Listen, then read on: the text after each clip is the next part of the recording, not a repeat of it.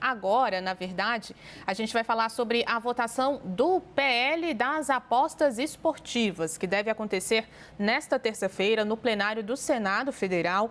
A oposição argumenta nesse momento que essa proposta pode abrir brechas para cassinos virtuais sem fiscalização. Porém, senadores que defendem o projeto afirmam que a medida apenas regulariza uma lei de 2018 e não cria uma nova modalidade de apostas. Então, para falar sobre essa regulamentação do setor, nós falamos ao vivo agora com o diretor do Instituto Brasileiro do Jogo Responsável, André Guelfi. Muito boa tarde, André. Muito obrigada pela sua disponibilidade. Boa tarde, Juliana. É um prazer estar com vocês para poder esclarecer esse assunto tão interessante e pertinente.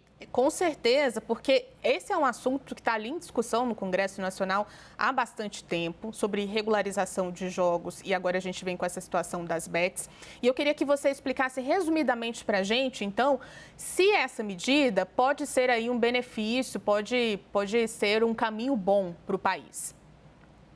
Muito bem. O mercado de jogos online hoje é um mercado que movimenta aproximadamente 15 bilhões de reais por ano. Dentre as modalidades, a gente tem jogos online e tem as apostas esportivas.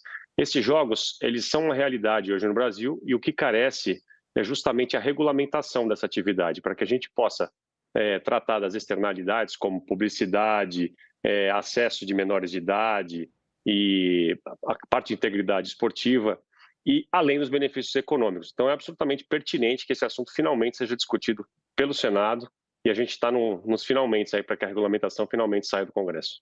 Agora, André, a gente tem um questionamento ali no Congresso Nacional, não só em relação a essa proposta, mas todas as outras que tratam de jogos, que é a situação dos cassinos, né? Tem ali algumas bancadas, principalmente ligadas ali aos evangélicos, a movimentos dentro do Congresso Nacional que tem uma preocupação em relação a isso. Eu queria que você explicasse como que essa medida pode regularizar o setor e como ficam os cassinos, então, dentro desse projeto. Olha, a gente está falando da regulamentação dos jogos online. O cassino é um termo muito amplo, né? Existem jogos online que, em algum momento, podem ser oferecidos em cassinos físicos. A gente está tratando especificamente de apostas online. Aqui não tem nada relacionado com o desenvolvimento da atividade de cassinos no Brasil. O que a gente está regulamentando uma atividade que hoje está sendo feita pela internet, brasileiros apostando fora do Brasil. O que a gente está fazendo basicamente é formalizando para que essa atividade de fato seja uma atividade econômica regulada no Brasil, que tenhamos os benefícios e possamos ser efetivos no combate às externalidades. Agora, a gente teve também uma discussão, André, sobre a carga tributária, né? Que teve ali no começo, ela apareceu de 18%, depois o relator, o senador Ângelo Coronel, reduziu, né, para 12%, enfim, tem essa discussão ali. Eu queria que você falasse também sobre essa questão da carga tributária, como é que vocês estão vendo essa questão ali dentro do projeto, já que a gente teve uma variação ao longo das discussões dessa medida. Olha, Juliana, essa pergunta é muito pertinente. A gente, quando tratava disso na Câmara de Deputados, a gente está falando de 18 mais os impostos que incidem sobre o serviço. Essa carga já estava acima de 30%.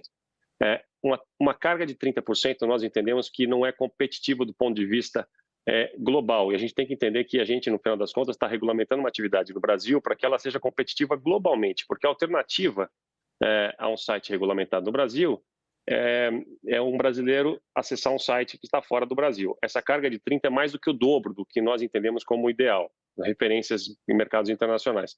Então, nós vemos com muito bons olhos a medida do relator, do senador Ângelo Coronel, de ajustar esses impostos, que não são os ideais, mas estão muito mais próximos do que a gente entende como competitivo e deve viabilizar, de fato, que o mercado seja formalizado quase na sua integridade.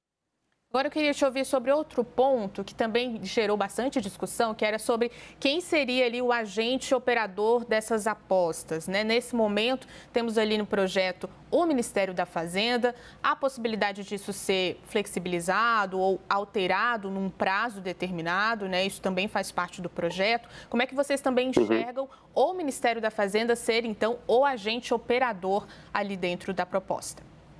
Olha, o Ministério da Fazenda tratar da regulamentação me parece muito natural, porque a gente está falando de uma atividade que tem uma natureza financeira bastante importante. Eu acho que eles têm a capacidade de fazer, de fato, esse monitoramento e regular, antes regular e depois monitorar essa atividade. Vemos com bons olhos.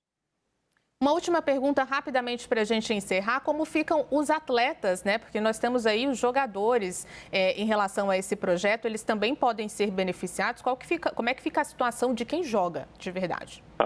Absolutamente. Eu acho que o mercado regulado, ele tem a possibilidade de que, de fato, você tenha, primeiro, a conscientização, você tenha, de fato, mecanismos para prever qualquer tipo de mal feito, de manipulação de resultados, por exemplo. Isso, quando você tem um mercado regulado, você consegue mitigar.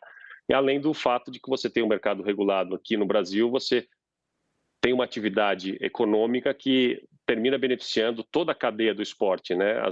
As empresas de apostas são grandes patrocinadoras, se não as principais patrocinadoras do esporte nacional hoje. E o reconhecimento, positiva a regulamentação. Exatamente, o reconhecimento dos atletas, né, dos jogadores, de fato. André, muito obrigada. Nós falamos ao vivo, então, com o diretor do Instituto Brasileiro de Jogo Responsável, André Guelfi, que trouxe para a gente aí algumas informações sobre o projeto de lei das apostas esportivas. Muito obrigada pela sua disponibilidade. Muito obrigado. Boa tarde, Juliana. Tchau, Até tchau. logo. Boa tarde.